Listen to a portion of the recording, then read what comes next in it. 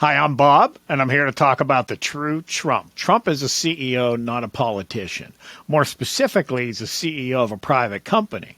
CEOs of large public companies would be more skilled in the ways of politicians, but Trump, he's about as far away from a politician as you can get. Now, take an example from the phone call with Georgia's Secretary of State during the 2020 election. Trump on tape has said, "I only need you to find me 12,000 votes." Media reported this to mean he was telling the Secretary of State to create fraudulent votes out of nothing. They went on to say that Trump threatened Secretary of State Brad Raffensberger, which was repeated at the January 6th trial. Let's begin with, "I need you to find me votes."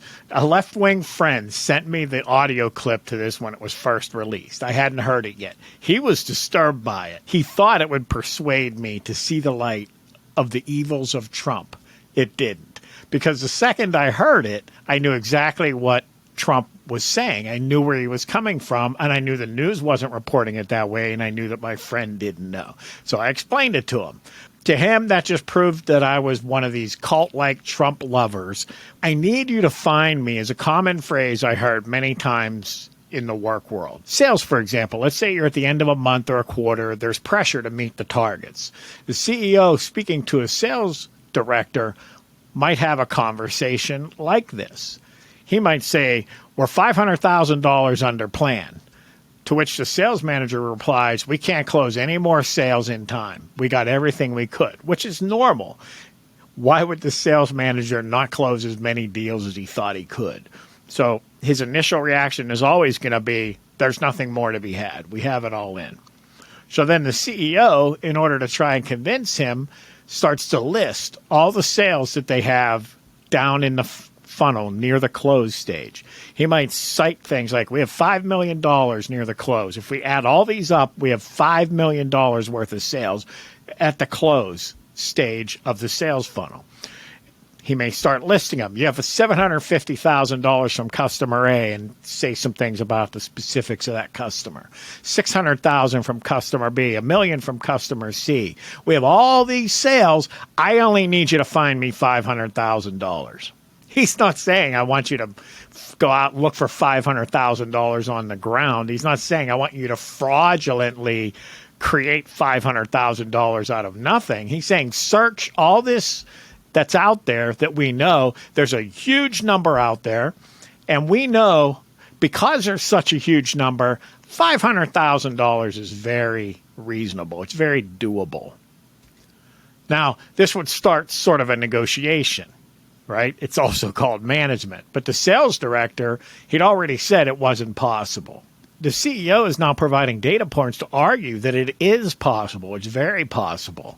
And his goal is to get the sales director to act. Now let's play an audio clip from the actual phone call with Trump. If we could just go over some of the numbers, I think it's pretty clear that we won very substantially, Georgia. We have anywhere from 250 to 300,000 ballots were dropped mysteriously into the rolls. Much of that had to do with Fulton County, which hasn't been checked. Another tremendous number, we're going to have an accurate number over the next 2 days with certified accountants in the 50s of thousands, and that's people that went to vote and they were told they can't vote because they've already been voted for.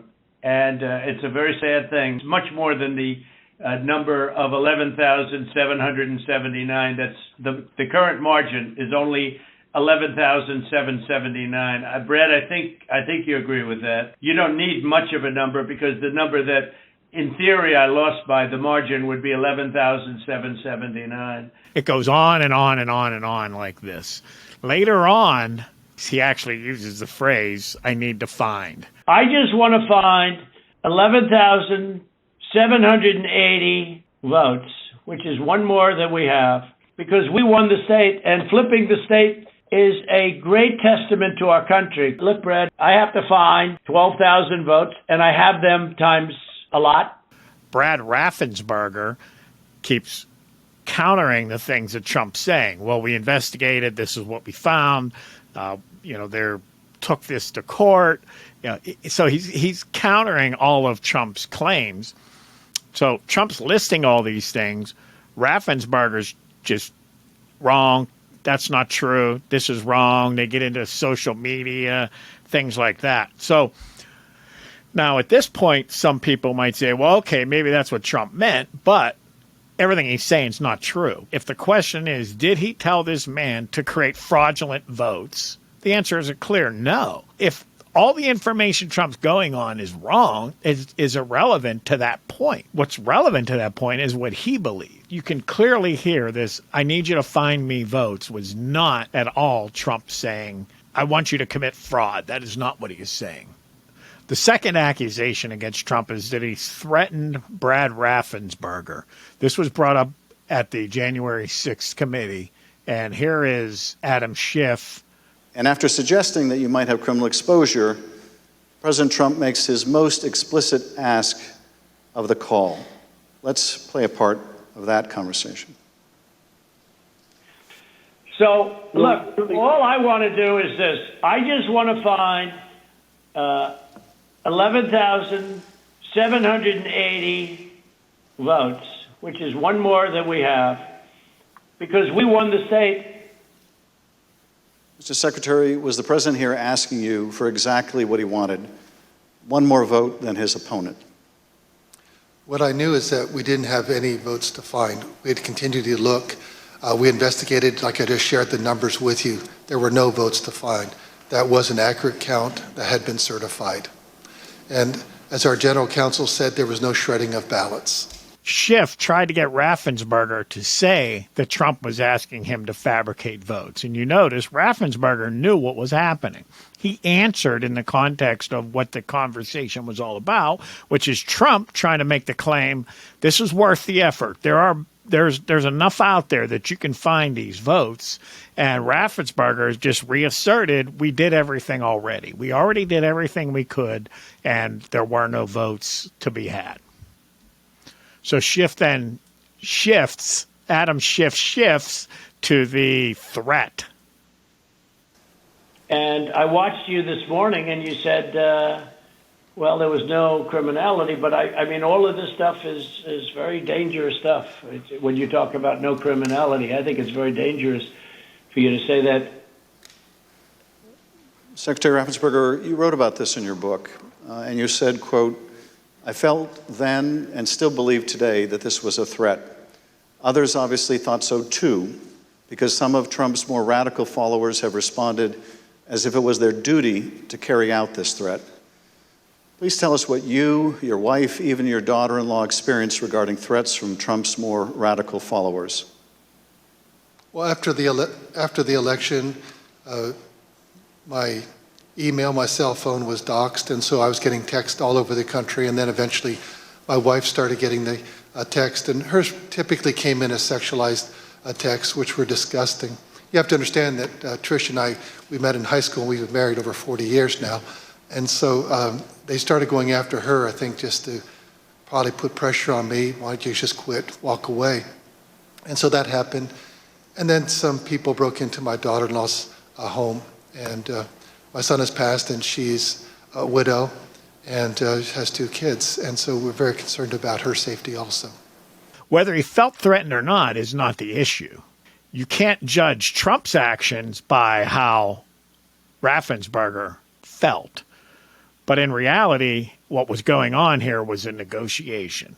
So why would Trump say you could get in a lot of trouble, you get a lot of trouble? Well, at the time, you had the entire mainstream media, and you still do, pushing the narrative, this is not a fraud, and going after Trump, saying that what he was doing was dangerous and to the country and the democracy.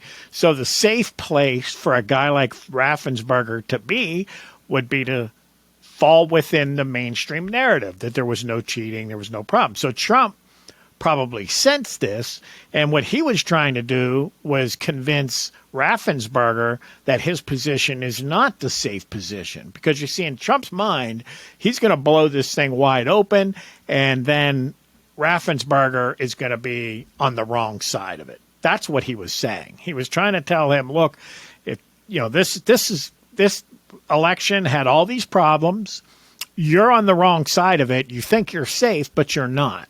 Because when this comes out, you're going to be exposed for wrongdoing. You're going to look bad.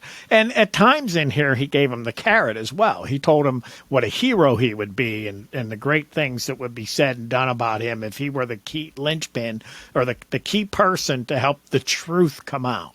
So all that was just a negotiation, right? Trump wants something. Now, how do you get someone to care? I mean, Raffensberger doesn't care what Trump wants. Raffensberger cares about how it affects Raffensberger. This is typical negotiation, win-win type talk. So Raffensberger knew that. Then he went on to say that his family was threatened. Well, there's the valid problem right there.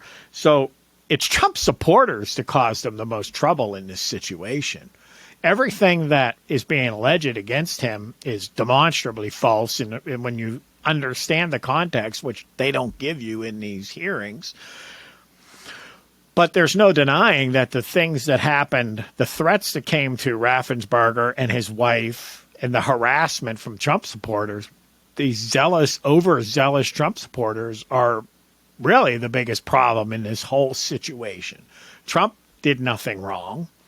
Trump believed what he believed, and he was just trying to do normal business negotiation to get someone to help him, to work for him, to be on his side. That's standard stuff. That's in the CNN town hall.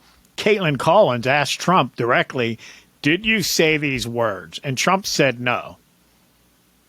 Trump then went on to say it was a perfect phone call. So did Trump lie? I guess technically he did. But was he lying to the question, the technicality of the words spoken? Or did he say no to the underlying assumption that CNN and the mainstream media are putting behind those words? So you're in a town hall, you're standing on a stage with someone. If he says yes to that question, there's the soundbite, and they hammer him for it. They use it against him. Yes, he said those words. He could say, yes, I said those words, but that's not what it meant. So, rather than try to get into some nuanced thing in a pressure situation on stage like that, he chose to say, no, it was a perfect phone call. He's saying no to the implied meaning of his words, which is that he was calling for fraud. He was telling Raffensberger to create votes out of nothing. Is that a call you would make again today? Yeah, I called questioning the election. I thought it was a rigged election. I thought it had a lot of problems. I had I guess he's Secretary of State. I called, listen to this. There are like 7 lawyers on the call, many of them from there. We're having a call, we're having a normal call. Nobody said, oh, gee, he shouldn't have said that. Why? If this call was bad, I questioned the election. You asked him to find you votes. I didn't ask him to find anything. We've heard the audio tape, Mr. President. There's an bad, audio of you asking him to find you 11,000 you owe me votes. votes because the election was rigged. That election was rigged. And if this call was bad, why didn't him and his lawyers hang up? How dare you say that? This was a perfect Well, they were phone clearly call. concerned enough. They recorded the call. And I should note that, of This course, was a call that was made to question the results of election. And when we can't make a call to question election results, then this country ought to just forget about it. you weren't just questioning the election results. I was You were questioning asking the him to election. find you votes. So as you can see clearly, he was never asking anyone to commit fraud. He was never saying create votes out of nothing. And Trump didn't even threaten the Secretary of State. But Trump supporters created a problem for Trump by taking him too literally. Trump haters are trying to use this situation to do him harm, but even Trump supporters have done him harm in how they responded to this. So that's part 1, the introduction and the issue of I need you to find me votes. I'll be doing more of these about things that Trump has said, accusations against Trump. Subscribe to the channel and you'll get notifications when new videos come out. Thanks for watching, listening. Have a great day.